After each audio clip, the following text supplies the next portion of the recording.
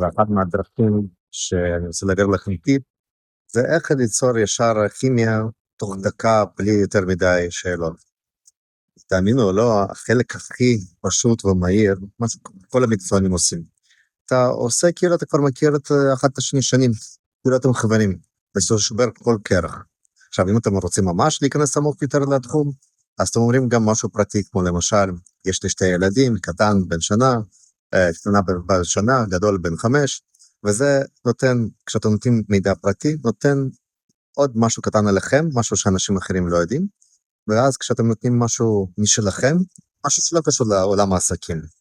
משהו, למשל, אני אוהב לשחק בבוקר טניס, כיף לי, אני עושה זה בשביל הספורט, כמו שאתם כבר יודעים, ואז זה פותח לכם עולמות. אז טיפ אחד, כמובן, זה ישר לדבר כאילו אתם חברים כבר 20 שנה, ודבר שני, להגיד משהו קטן עליכם, משהו מהפרטי.